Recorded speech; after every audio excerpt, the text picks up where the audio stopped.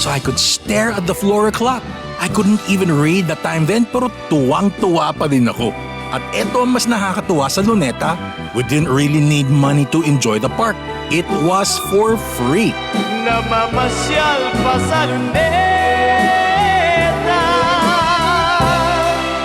nang walang Yan ang Pinoy kultura because our culture is cool. Paano nga ba mag-register para magkaroon ng schedule sa Bagong Pilipinas Presidential Action Center? Narito ang mga dapat gawin. Gamit ang iyong mobile device, pumunta sa eGovPH app. Pwede itong i-download mula sa Apple App Store o sa Google Play Store. Gumawa ng account. Ilagay ang email address, valid mobile number, pagkatapos ay makakatanggap ka ng one-time code sa iyong email. Gamitin ang code sa eGov app para sa verification ng iyong account at ng mga impormasyong ibinigay. Congratulations! Meron ka ng eGovPH app account. Pwede mo na ma-access ang iba't ibang serbisyo ng gobyerno kabilang ang mga serbisyo sa Bagong Pilipinas Presidential Action Center. Sa loob ng maraming taon, libu-libong pamilyang Pilipino ang walang maayos na tirahan.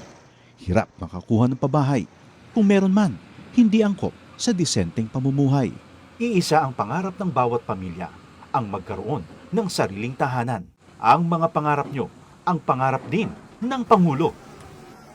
Kaya agad inilunsad ni Pangulong Ferdinand Marcos Jr. ang Pambansang Pabahay para sa Pilipino Program o 4PH. Hindi lang para magtayo ng mga bahay, kundi para ibalik ang pag-asa at dignidad ng bawat pamilyang Pilipino. Noong nakaraang linggo, binalikan ng Pangulo ang ilan sa mga housing projects sa Pampanga para tiyakin na ang bawat pamilya may tunay na pagkakataong magkaroon ng sariling tirahan at ang bawat tahanan, ligtas at dekalidad.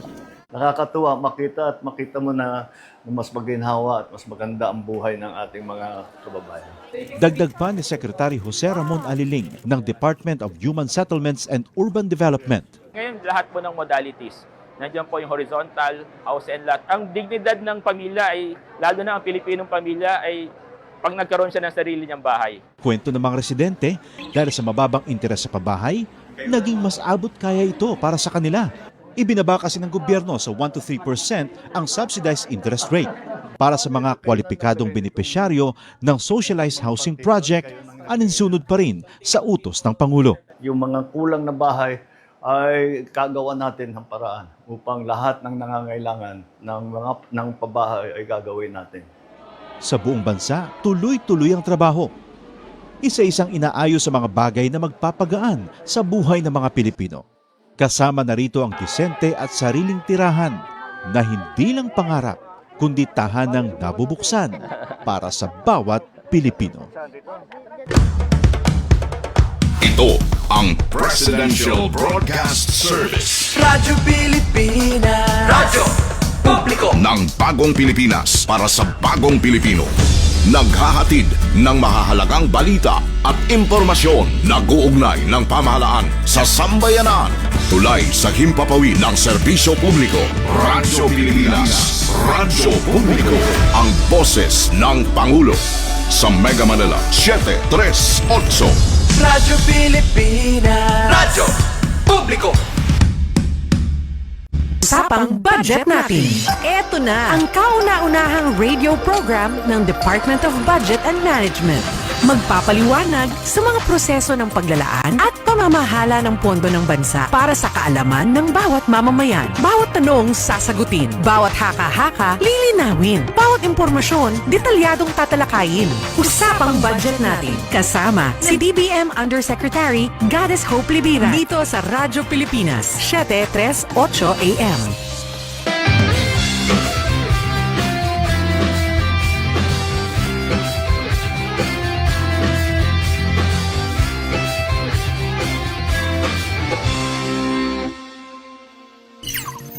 Hello Budget Peeps!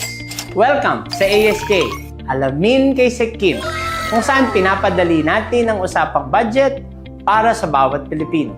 May mahalaga akong tanong sa inyo. Kung marami kang gagawin, halimbawa, gusto mong magbakasyon, may plano ka na kung saan ka pupunta, Meron kang itinerary.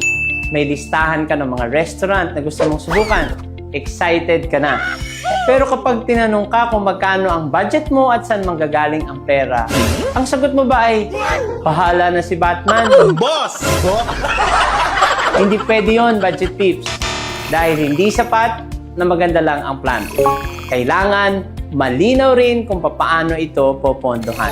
Kung ang National Expenditure Program o NEP ang nagsasabing ito ang plano ng gobyerno, ang Budget of Expenditures and Sources of Financing o BESF naman ang sumasagot sa tanong na paano natin ito kayang pondohan. Ang BESF ay isang mahalagang dokumentong inihahanda kasabay ng panukalang national budget. Dito makikita ang kabuuang fiscal program ng ating pamahalaan at ang mga pangunahing economic assumptions na ginamit sa pagbuo ng ating budget. Kasama rin dito ang mga inaasahang galaw ng ekonomiya, ang plano ng paggastos ng ating gobyerno, ang ating inaasahang kita o revenues at kung paano tutugunan ang anumang kakulangan sa ating pondo. Sa madaling salita, ang BESF ang nagpapaliwanag kung saan manggagaling ang perang gagastusin. Saan nga ba nanggagaling ang pondo ng gobyerno? Malaking bahagi nito ay mula sa revenues o kinikita ng pamahalaan. Kabilang na dyan ang mga buwis, taxes, fees at iba pang mga koleksyon.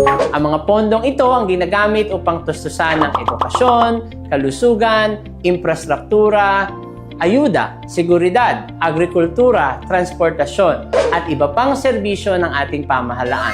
Pero paano kung mas malaki ang kailangang gastusin kaysa inaasahang kikitain? Dito rin ipinapakita sa BESF ang financing plan ng ating pamahalaan.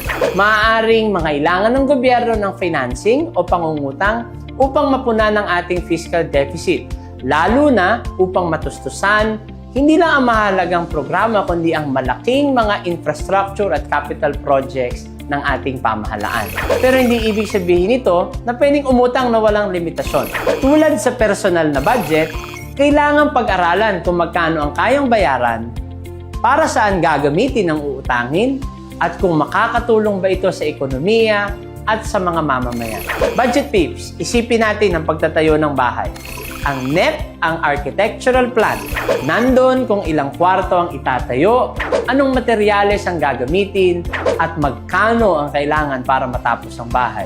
Samantala, ang BESF, ang financial plan. Dito sasagutin ang mga tanong na magkano ang ipon natin, magkano ang inaasahang kita, may kailangan ba tayong hiramin, at kaya ba nating bayaran ang lahat ng hindi isinasakripisyo ang iba pang mahalagang pangangailangan. Hindi pwedeng may plano ka lang. Kailangan kaya mo ring pondohan. Mahalaga rin ang mga economic assumptions na nakapaloob sa BESF dahil nakakaapekto ang galaw ng ekonomiya sa kinikita at ginagastos ng ating pamahalaan. Halimbawa, kapag lumalago ang ekonomiya, maaaring tumaas ang kita ng mga negosyo at manggagawa at maaari ring lumaki ang makokolektang revenues ng ating gobyerno. Kapag naman nagbago ang presyo ng bilihin, interest rate, foreign exchange rate o presyo ng langis, maaari rin itong makaapekto sa halaga ng mga proyekto at serbisyo ng ating pamahalaan. Kaya naman ang ating national budget ay hindi basta binubuo gamit ang hula o pakiramdam. Nakabatay ito sa datos, economic projections, fiscal targets at masusing pag-aaral ng kakayahang pampinansyal ng ating bansa. At hindi rin maaaring basta magdesisyon ng gobyerno kung saan ilalaan ang pondo. May mga batas, patakaran at probisyon ng ating konstitusyon na kailangan nating sundin. Halimbawa, nakasaad sa ating 1987 Constitution na dapat bigyan ng pinakamataas na prioridad sa budget ang edukasyon. Ipinapakita nito na ang pagbuo ng national budget ay hindi lamang usapin kung magkano ang available na pera. Usapin din ito ng pagpili kung alin ang pinakamahalaga at kung paano magagamit ang limitadong pondo upang matugunan ang pinakamaraming pangangailangan ng sambayanan.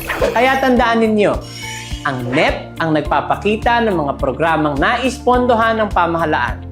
Ang BESF naman ang nagpapaliwanag kung saan manggagaling ang pondo at kung papaano mapapanatili na responsable at kayang tustusan ang buong national budget. Dahil ang responsableng pagbabudget ay hindi lamang tungkol sa paggastos. Ito ay tungkol din sa pagkakaroon ng sapat na kita, maingat na financing, at malinaw na plano upang mapanatiling matatag ang pananalapi ng bansa. Dito sa DBM, bawat gastusin, dapat may pagkukunan. Bawat plano, dapat kayang pondohan. At bawat piso, dapat gamitin ng responsable. Muli, ako si DBM Secretary Kim De Leon at ito ang ASK, Alamin kay Sec Kim, kung saan ang budget ay hindi dapat nakakalito, dapat naiintindihan ng bawat Pilipino. See you next week, Budget Peeps!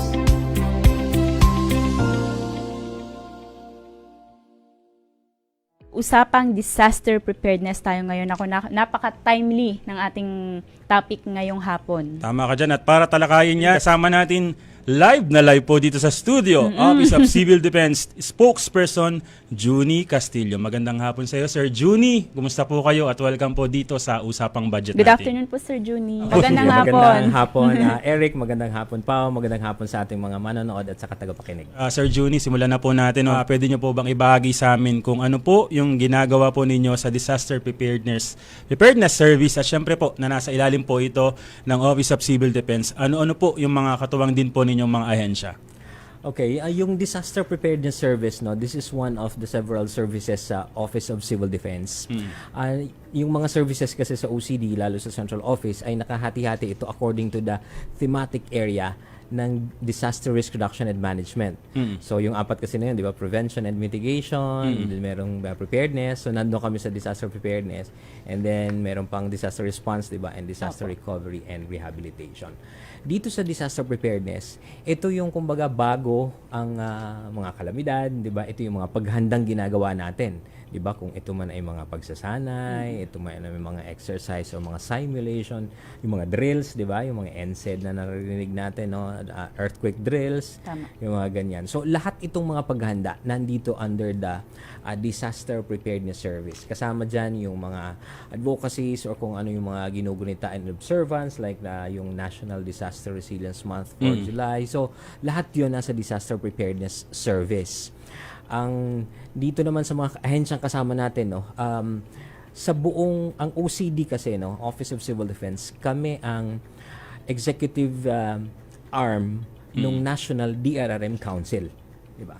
Yung NDRRMC, ito ay halos 45 agencies na. Diba? So kasama siyempre ang DBM, lawak, diba? Oo, kasama ang DBM, kasama ang iba't iba pang mga ahensya, pati yung ating pribadong sektor at saka mga civil society organizations. So, yun yung mga kakasama natin ng mga ahensya, and then kasama din sa Disaster Preparedness Service yung koordinasyon natin sa mga private sector. So, medyo madaming-daming ahensya ang kasama natin dito. Ayun. So, Sir Junie, no, napaka timely talaga ngayon kasi ngayon nga sunod-sunod na naman po yung mga sakuna natin, bagyo, lindol, volcanic eruptions po. Tsaka ngayon nga pong Hulyo ay pinagdiriwang po natin ang National Disaster Resilience Month. Ano po yung tema ng pagdiriwang na ito? Tsaka bakit po Hulyo ang napiling buwan para sa pagdiriwang na ito?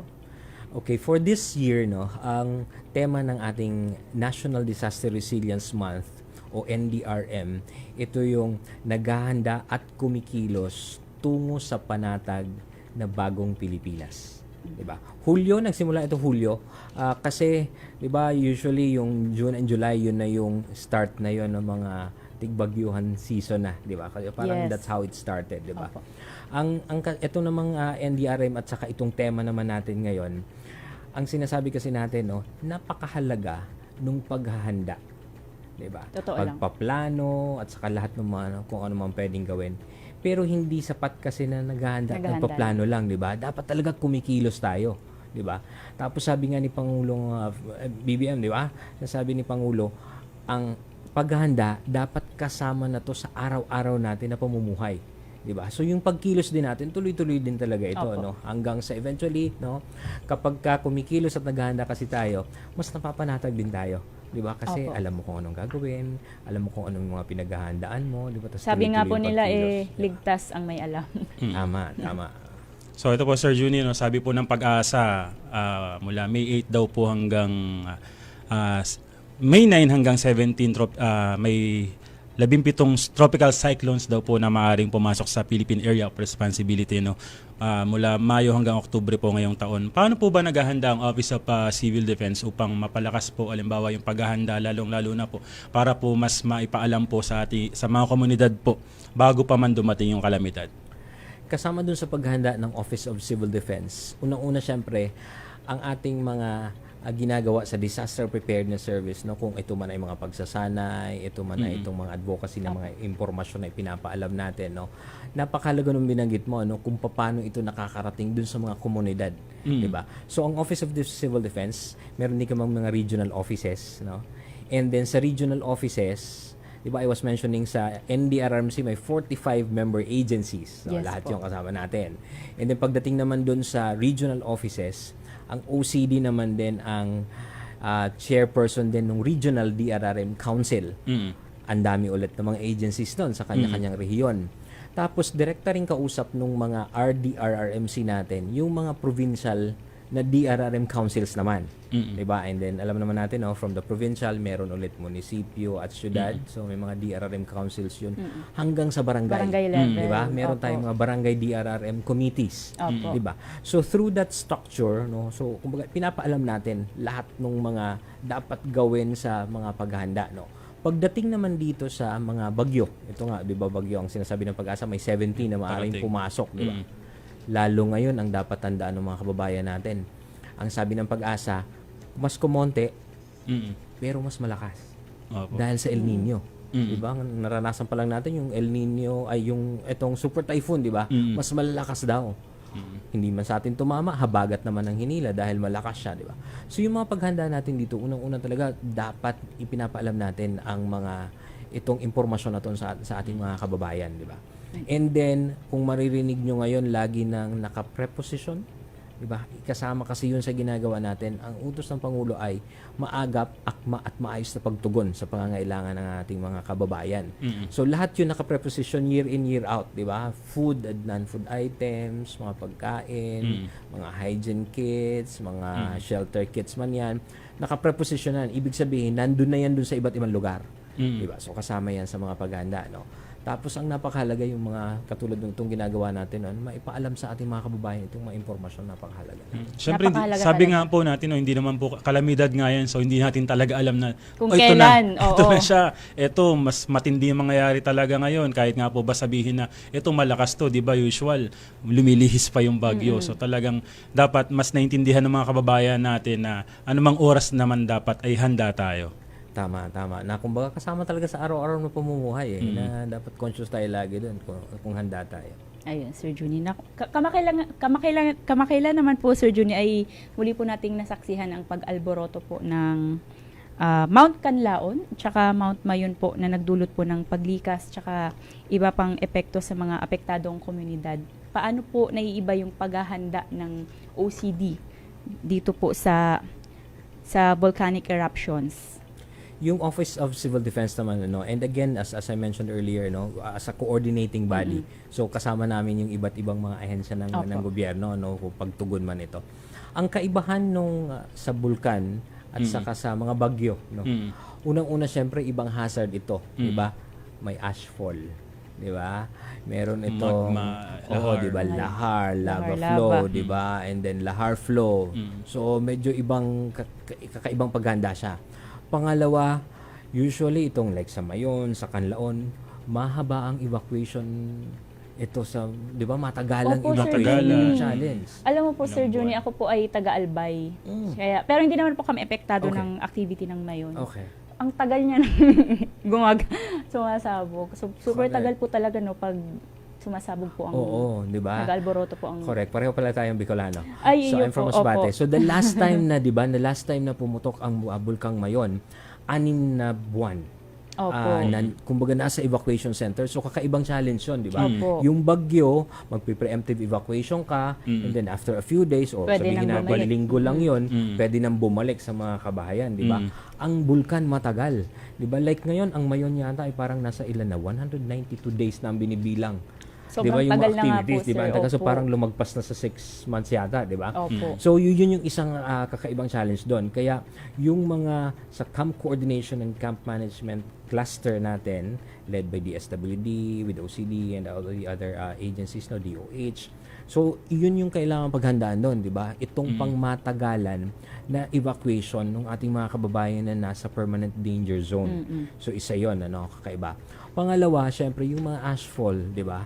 So Malawak din po ang correct, abot malawak nun, din 'yon, 'di ba? Depende sa hangin kung saan 'yun makakarating. So, kakaibang ano din 'yun, paghahanda, 'di ba? Kasi Opo. ang kailangan doon syempre yung mga mask, 'di ba?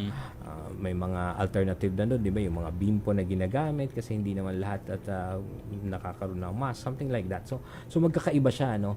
Respiratory syempre, napakahalaga, no? Kung DOH naman ito, 'di ba, yung mga illnesses related to that, 'di ba? Kasi so medyo magkakaiba sila nga ng klase ng paghanda. Meron po kayong tinatawag, Sir Juni, na Project Dina, no? So paano po mas nakakatulong ito na mas mapalawak po yung kamalayan po at kahandaan po ng public po sa mga kalamidad?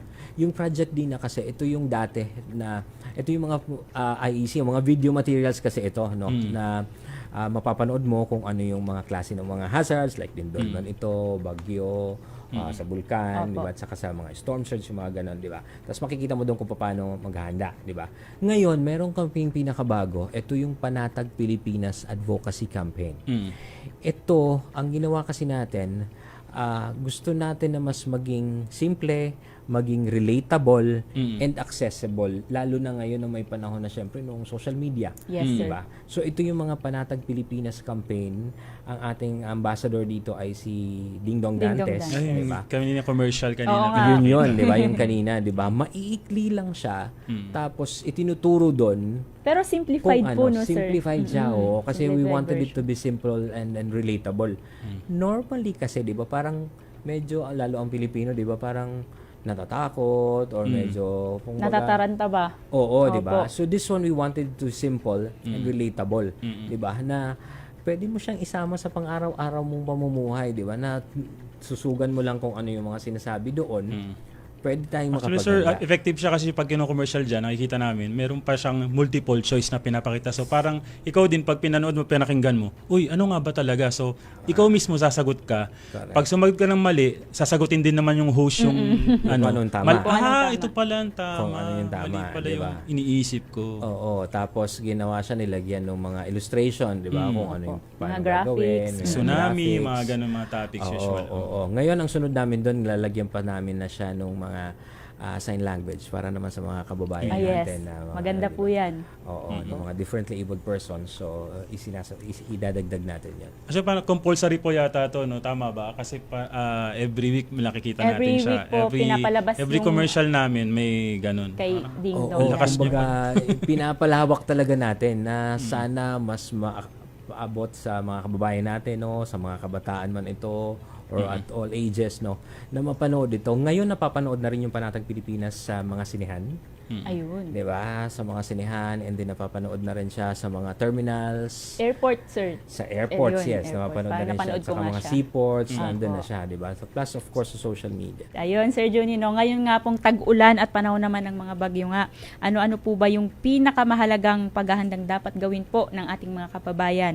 Specifically po, bawat pamilya, before, during, and after ng isang kalamidad, mayroon po ba kayong mga paalala po na dapat laging tandaan ng publiko?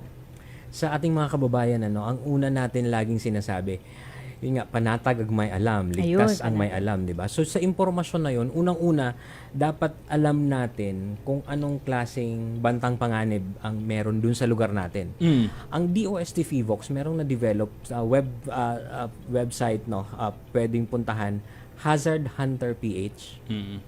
Yung Hazard Hunter PH, kung Google man ito type mo siya, you'll be directed to hazardhunter.georisk.gov.ph. May mapa doon. Sa mapang yun, pwede mong hanapin yung tuktok ng bahay mo. Bubong mismo ng bahay mo. Pag dinouble click mo siya, lalabas yung hazard assessment mismo. Di ba? So, o kung lugar man ito, kung opisina natin, so makikita mo mismo doon, lalabas yung hazard assessment, gaano kakalayo kung may fault system, gaano kakalayo sa bulkan, di ba? Gaano kataas kung babahain yung lugar mo. Bukod po ba ito sa geohazard map or parang katulad din siya? Iba pa, no? Iba pa yung although dito kasi naka-incorporate yung mga geohazard na mga maps, 'di ba? Pero dito sa platform na Hazard Hunter PH, incorporated na lahat doon, lahat 'di ba? na po. Kaya pagka yung lugar doon na double click mo siya, lalabas Kung na doon halimbawa ang sa hazard baha, assessment. ano ba kayo sa baha? Baha prone ba, Yes. flood prone ba yung area nyo? Mga ganun. Okay. Oo. So malalaman mo mismo 'yon. So pag alam mo yung impormasyon na 'yon, alam mo rin kung anong uunahin mo na paghahanda. 'Di ba? Kasi maaring kunyari kung ang inisip natin ay gastos na okay, ano ba dapat ang i-prioritize ko? So kung napakalapit mo sa fault system, dapat handa ka sa lindol, 'di ba? Kung binabaha ka, dapat handa ka kung anong gagawin mo kapag ka may baha, 'di ba? So yung ganong unang-una impormasyon na 'yon na makuha ng ating mga kababayan. Meron din ang DOST Pag-asa ng app, yung panahon na app, 'di ba? Pwede rin nilang tingnan doon. Ayun, lagi kong tinitignan. 'di ba? Meron din ang Sa office po lagi nakabukas sa akin yung DOST Pag-asa. Hindi ko alam kung addict lang ako sa ano or gusto ko laging Kasi may sir, nakikita. binabantayan niya yung bagyo. Yung bagyo. Sinisisi po nila ako pag pumapasok yung bagyo. Oo, kasi dapat hindi makapasok hindi ko daw sa bar. binabantay. Diba? So yung mga ganong paghahanda talaga, di ba, na dapat alam natin. Ang UP Resilience Institute, meron din yung UP NOAA. UP Diba? NOAA. So makikita mo rin Maganda doon rin yung yun. mga pagbaha. So itong mga impormasyon na to, kung available na ito sa cellphone mismo natin, makukuha natin. Diba? So yun yung pinakauna. And then pangalawa, syempre, ano na yung paghanda at pagkilos na dapat mong gawin sa pamilya, di ba? Kung ito man ay pagdating na dun sa maghahanda ka na, kung may go bag kang kailangan, di ba? Napag-usapan ng mga miyembro ng pamilya, di ba? Ng tatay at nanay, napag-usapan paano magkikita-kita, kung sakaling may lindol o kung ano man. So lahat po yun dapat pinag-uusapan ng pamilya. Nakakatuwa lang Sir Juni, kasi kung dati halimbawa pag may mga gandot pong mga darating na mga kalamidad, ang pinaka na ready lang halimbawa yung mga agencies lang or ito ganyan, tayo yung magsasabi sa mga tao.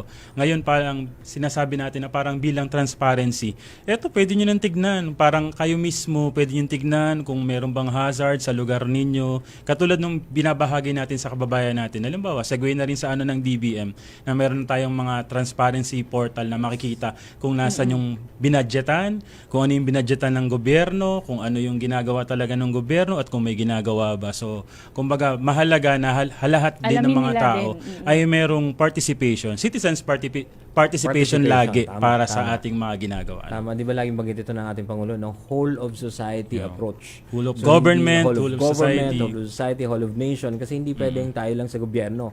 Kasi kung tutusin, hindi lang naman talaga kaya ng gobyerno lang, di ba? Opo, dapat actually lahat ng Pilipino dapat meron ding initiative na alamin kung ano yung mga nangyayari sa ating gobyerno, di ba? Or ano yung mga ginagawa ng gobyerno. Bago ka magtanong, shoutout daw, Achi and Alais from Masbate mula po kay Alay Bolon at daming fans ni Sir LB Juni, Drihe ha? is watching.